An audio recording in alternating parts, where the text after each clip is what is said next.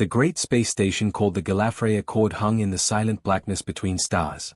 It was a place for talking, a neutral ground where different species met to decide the future without war. Its smooth, silver walls reflected the light of distant suns. Today, a very important meeting was happening. In the main chamber, 3 tall aliens called the Cathari Triumvirate sat on a high platform. They were sleek and serious, with sharp features and intelligent eyes. They looked down at the single human standing before them. His name was Kim Jun. He was the ambassador from Earth. He wore a simple, dark suit. His face was calm, but his eyes were very tired. He looked small compared to the tall Cathari and the vastness of the room. Around them, in a wide circle, were other aliens. These were delegates from species that had already joined the Cathari hegemony. They watched quietly. They had all been in this same place before. They knew what was about to happen. The leader of the Cathari, Triumvirate Korvax, spoke. His voice was smooth and clear, translated by small devices everyone wore. Ambassador Kim Jun, Korvax began. The Cathari hegemony welcomes humanity. Your species has shown great promise in its short time among the stars. We offer you a place within our great community. A place of safety and order. He continued, listing the terms. The hegemony would protect Earth. In return, humans would give most of their valuable metals and fuels. They would stop building new ships and new weapons. They would hand over several of their colony worlds for Cathari military bases. It was not an offer. It was a list of commands. The other alien delegates in the room shifted in their seats. They remembered their own days of surrender. They felt sorry for the human. They expected him to do what they all had done, to argue, to beg for a little less, to try and negotiate a slightly better deal. They expected diplomacy. Kim Jun just listened. He did not frown. He did not smile. He simply absorbed every word, his hands held calmly behind his back. When Korvax finished, the room was completely silent. All eyes were on the human. Finally, Kim Jun spoke. His voice was quiet but firm. Thank you, Triumvirate Korvax, for outlining the hegemony's generous offer.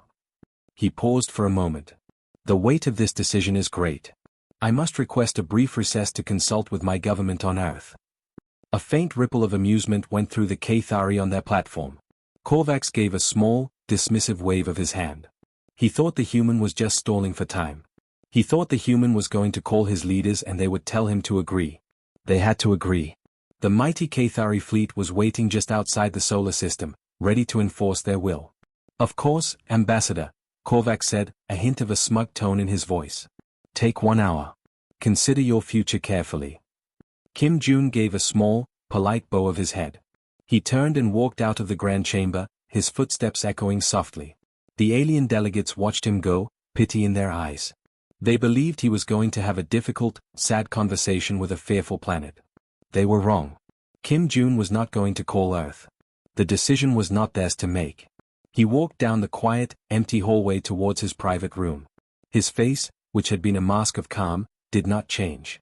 But inside, he was not afraid or sad. He was focused. He had a different call to make. A much older, much more dangerous one. The Cathari, in their arrogance, had just made the biggest mistake in their long history. They had mistaken humanity's peace for weakness. They had asked for a shepherd, not knowing the wolf they were trying to put on a leash. The door to Ambassador Kim Jun's room slid shut with a soft hiss. The noise of the station vanished, replaced by a deep silence. This was not his home, just a temporary place provided by the Cathari. The walls were smooth and bare. There was a bed, a chair, and a small desk. Jun did not sit. He did not pace. He walked straight to the desk. On it was a communication terminal provided by the Cathari. It was a sleek, modern thing, full of lights. He ignored it completely. Instead, he knelt down. He reached under the metal frame of the bed itself. His fingers searched for a moment, then found a small, almost invisible seam. He pressed it in a specific sequence. A quiet click sounded. A small, solid block of black material slid out from a hidden compartment in the bed's leg. It was about the size of his palm. It had no lights, no screen, just a single, simple port. From an inner pocket of his suit, Jun took out a plain cable. One end plugged into the black block. The other end had a small, sharp needle. Without hesitation, he pressed this needle against the skin just behind his ear. There was a tiny pinch. A light on the black block glowed once, a dim red. This was not a call to Earth. The leaders on Earth, the presidents and ministers, they believed this was a normal diplomatic meeting. They expected him to negotiate, to try for the best deal possible. They did not know the whole truth. Nobody did. The red light on the block turned a steady green. A voice came from the block. It was not a human voice. It was flat, mechanical, without any feeling at all. Identify, the voice said. Kim June. Ambassador. Omega 7, June said quietly. Authentication confirmed, the voice replied. State the nature of the consultation. June took a slow breath. The Cathari hegemony has presented their terms for surrender. They believe we are a weak, primitive species. They expect our submission. They have a fleet positioned to attack Earth if we refuse. There was a short pause.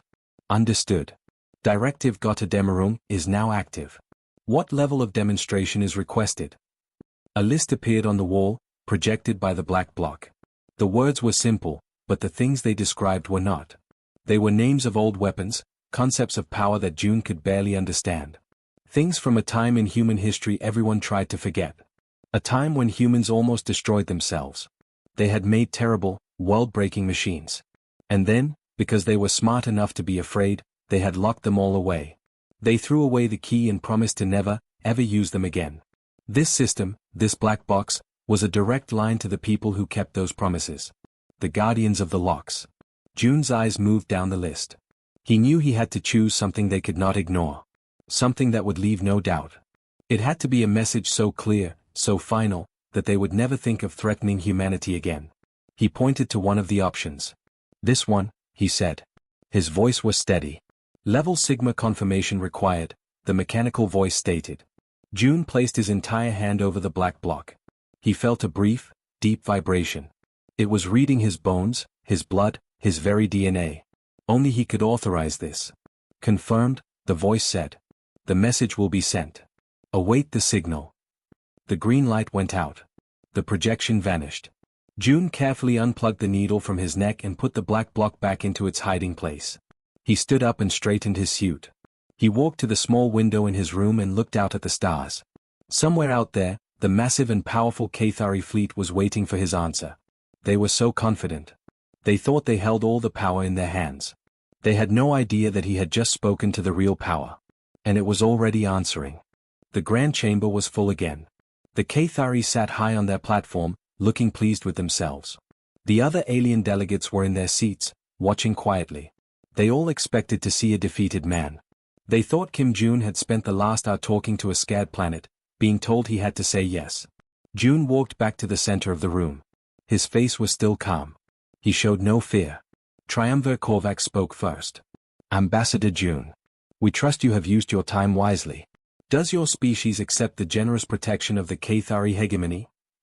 All eyes were on June. The room was silent. June looked up at Korvax. Thank you for your offer, he said, his voice clear and steady. But the human species must decline. For a moment, there was only shock.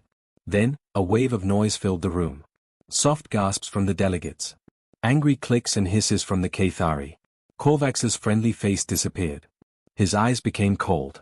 This is not a negotiation, he said, his voice sharp. This is your only chance for survival. If you refuse, the hegemony will see it as an act of war. Our fleet will destroy your major cities from orbit. Your people will learn what true power is. He expected the human to beg. To change his mind. To show fear. Kim June did none of these things. He actually looked a little bored. You are making a mistake, June said, his voice still quiet but now carrying a new weight. You see our peace and think it is weakness. You see our restraint and think we are afraid. You look at your ships and see a threat. We look at them and see a problem that needs to be solved. Korvax was furious. You dare to speak to us like this? Your defiance will be the end of your world. June shook his head slowly. He held up a small device, the one he used for notes. It was not a weapon. It was just a data pad. You talk about power. Let me show you what real power looks like.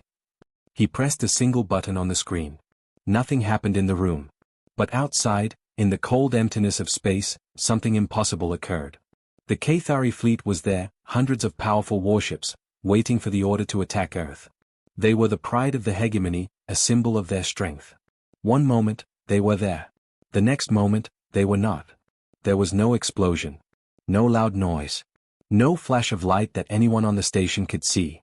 It was as if a giant, invisible hand simply wiped them away. 1 second, ships. The next second, empty space. On the main viewing screen of the chamber, a tactical display was showing. It was meant to show the mighty Cathari fleet dominating the space near Earth. Every single light on that screen, representing a ship, vanished at once. The screen went blank. A junior Cathari officer at a console made a choked, confused sound. I have lost the fleet. All signals are gone. It is not a malfunction. They are, just gone. The smug confidence on Korvax's face melted away, replaced by pure confusion, then slow dawning horror. He stared at the blank screen, then his head snapped down to look at Kim June. June lowered his data pad. His expression had not changed. He looked at the terrified triumvirate. That, June said softly into the dead silence, was not a weapon. It was a message. The message is this: leave us alone. For a long moment, there was only silence in the grand chamber. It was a heavy, thick silence, full of shock and confusion. Then, the silence broke. Alien delegates stood up from their seats, making sounds of fear and surprise. The Cathari on the platform were shouting at their officers, demanding answers that did not exist. The room was falling into chaos. Then, a deep, low hum filled the air. It was not loud, but it was everywhere. It vibrated in the bones of everyone present. It was a sound that commanded attention. The panic stopped. Every eye turned back to the human in the center of the room. Kim June stood perfectly still.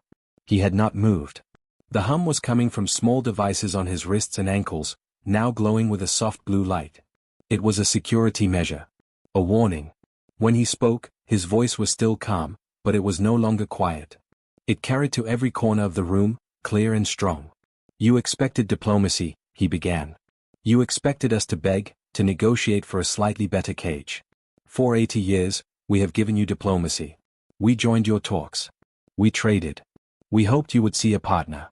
We hoped you would see a people who had learned from their past mistakes and chosen a better way. He paused, looking slowly around at all the terrified faces, finally letting his eyes settle on the stunned triumvirate Korvax. That hope is now gone. You have shown us you only understand one thing. So now, we will show you that one thing.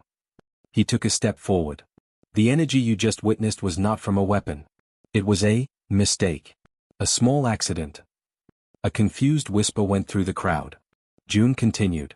A long time ago, before your species learned to write, we fought a war against ourselves. It was a terrible war. We made machines that could break planets. We made fires that could burn stars. We became very, very good at destruction. He let those words hang in the air. And then we stopped. We saw what we were becoming, and we were afraid. We were afraid of ourselves. So we made a choice. We took all those terrible machines, all those world-breaking ideas, and we locked them away. We threw the keys into the blackest holes we could find. We made a promise to never, ever use them again. He pointed a finger toward the main view screen, which was still blank. What you saw was the smallest, oldest power source from that time. It was being stored, safely contained. We just turned the containment off for 1 second. As a demonstration. The truth began to sink into the room. The horror of it was too big to understand. They hadn't just defeated the fleet.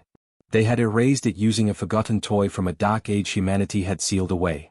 You did not try to conquer a young species, June said, his voice dropping back to a near whisper that everyone strained to hear. You tried to enslave a race of survivors. A race that had already faced a monster and won. The monster was us. He looked directly at Korvax, and for the first time, his eyes were not calm. They were ancient and cold. Your fleet is gone. Do not send another. Do not make us open another cage. The next thing we let out will not be so careful. Kim June did not wait for a reply. He did not look at the stunned triumvirate or the terrified delegates again. He turned and walked toward the large doors of the chamber. The deep hum from his devices stopped. The blue lights on his wrists went out. As he walked, the crowd of aliens silently moved aside, creating a path for him. They did not look at him with pity anymore. They looked at him with a new feeling, a deep, shaking fear. They were not afraid of what he would do. They were afraid of what his species had chosen not to do for so long. The doors slid open for him and closed behind him. The silence in the chamber continued for a full minute after he left. Then, slowly, the noise returned. It was not the noise of panic anymore. It was the low, worried talk of people who had just seen their entire world change. On the high platform, Triumvir Korvac slowly sat down. His body looked heavy. The confidence and pride were completely gone from his face. He looked old and tired. He stared at the blank screen where his mighty fleet had been only moments before. He knew. There was no fight to have. How do you fight an enemy who considers your greatest warship less important than a speck of dust? How do you threaten a people who keep supernovas in a box and call it old junk? Within hours, a new message was sent from the Cathari hegemony to Earth. It was not a list of demands. It was a document of full and complete apology. It recognized the Terran sovereignty as an independent and equal power. It promised to remove all claims on human space. It offered to pay for the unfortunate misunderstanding. The news spread across the galaxy faster than any spaceship could travel. Every species heard about the humans. They did not call them warriors or conquerors. They called them the Quiet Ones. Or the Keepers of the Dark. The other client species, the ones who had been under the Cathari's control, were finally free. The hegemony's power was broken. They looked to humanity not as new masters, but as strange and powerful guardians.